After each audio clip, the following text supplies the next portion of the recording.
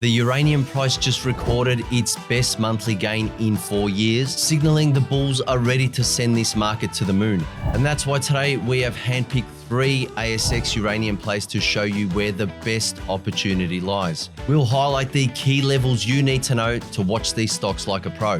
Backed by Australia's leading government-accredited share trading education and supported by mainstream media Australia-wide. I'm Philip Tortevsky, joined by senior analyst Janine Cox, and we are Wealth Within. Good evening, Janine. Good evening. How are you? I'm very good. We're going to dive into the uranium market, which is absolutely blown up in January. Incredible. And you know how excited I am about that. I am sure about that. We're going to dive right into it and get into our first stock right now, which is Deep Yellow Limited. Now, on the charts here, Janine, this one is one of the, I guess, biggest uranium plays or known stocks on our market. And, you know, just to put it into perspective, I'll bring up the uranium chart. This is what has happened through January.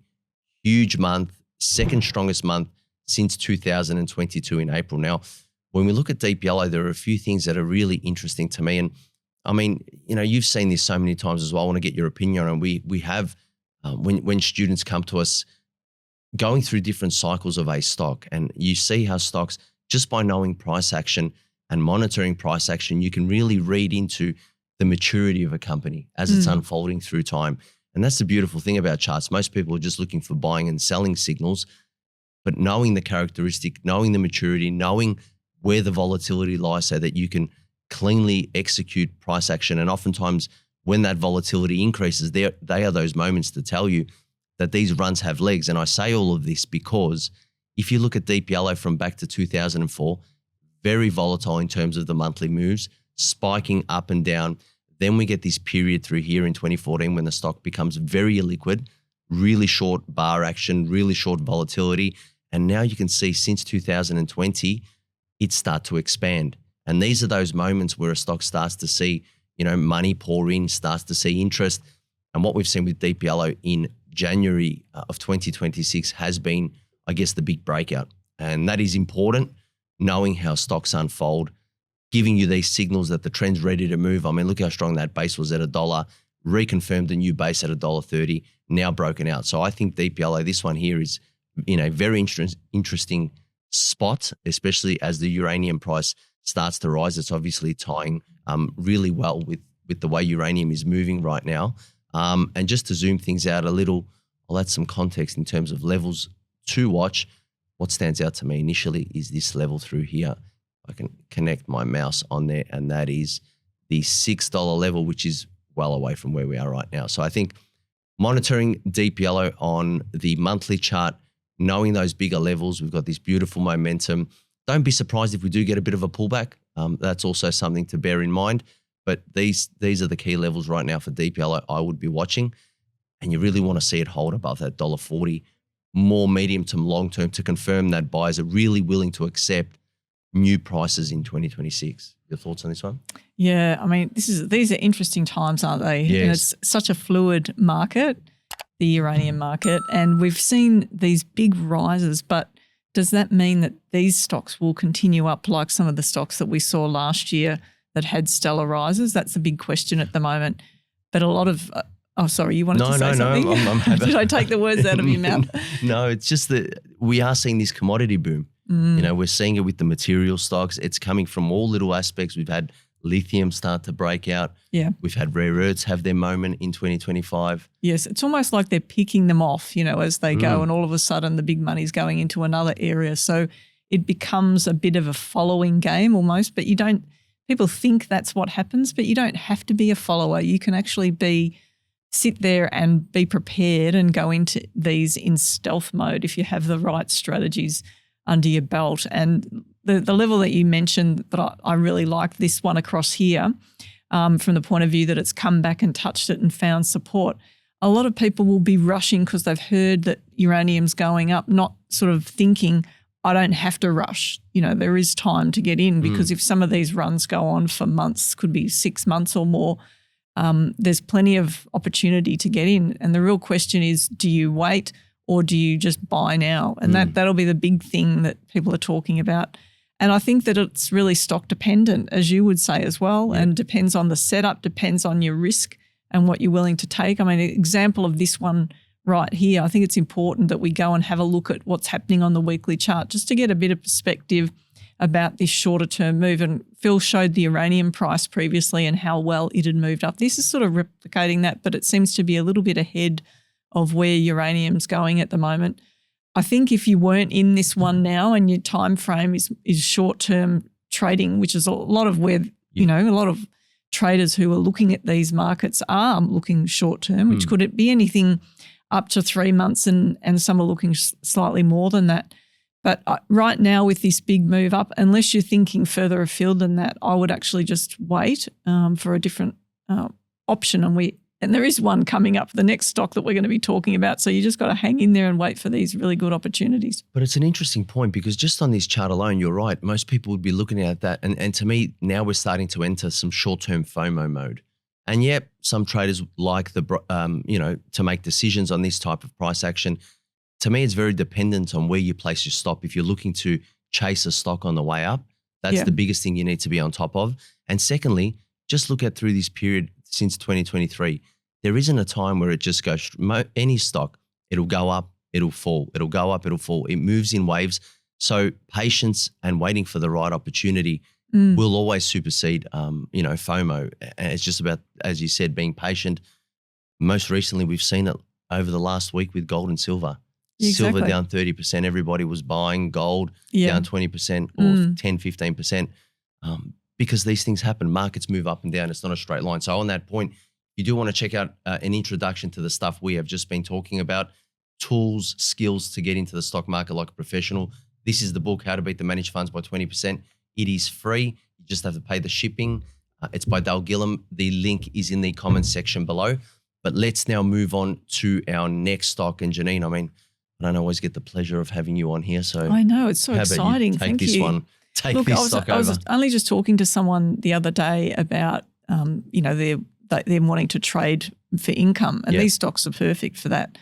You were talking about the book before, but this person's gone and bought the book. He's bought the first book, second book, and then he's gone on and signed up for the diploma course. Good on him.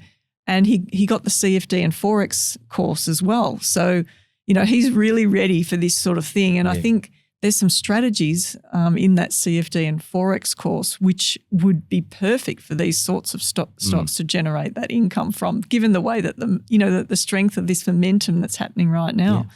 It's a perfect time. Well, people talk about it all the time. I need to go to the US, or I need to go to Bitcoin, or I need to go to crypto. Yeah, mate, the materials sector and the energy sector on our market has enough volatility for whatever you want. Exactly. Yep. And look, the reason I'm quite excited about the shape of this pattern, and I think here that if you What's this stock? Which one's this one? This one is, you'll have to read it for me. Bannerman Energy, that's Bannerman. Right. I think we've covered this one numerous times on the show as well, that we get people on our Tuesday show, Australian Stock Market Show, wanting this stock. And you can see here this really important level here that it's just pushed through just recently. And I think this tells me it's very early days for this one. And you're not too late for the party, but it's about positioning yourself and how do you get into it and what's the upside potential and what's my downside risk. Always be thinking about that. But I think that this, we could see something around $15. This stock could really boom. If it really gets going, we could see a decent run on this one. And you've got to think too that these stocks could be takeover targets. Yeah. So keep that in mind as well. These particular miners could be in the lineup for that. Now, we've seen a nice run just recently, similar sort of move in the last week as to what we saw on the last stock, but it's only just broken through this high here. And as with the last one, as Phil was saying before, think about it not from a FOMO, be aware if you're feeling this FOMO and just have that psychology awareness, because that's a big part of your trading. And if this stock takes off, you want to be able to get into it at a better time from a risk management point of view, because looking at it now, if we just take a bit of a snapshot, if you were to try to get into it this week and somewhere around here, looking at it's 27% to the middle of that sideways move coming across here.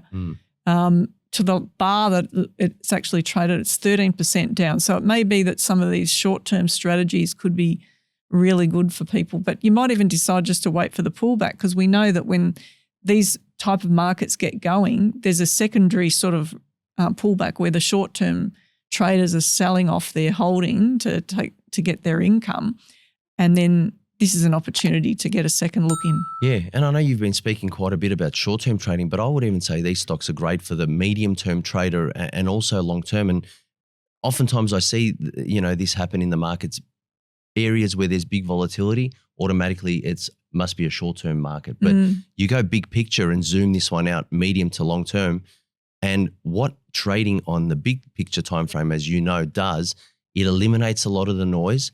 It allows you to find the big clean structure in the market to then catch those big opportunities. And I think sometimes with stocks like this that are really volatile at these levels, because it's very evident, this stock's been basing out for a very long time. And just like the previous one, we're now starting to see increased participation, which oftentimes is the beginning of what is referred to as a trend.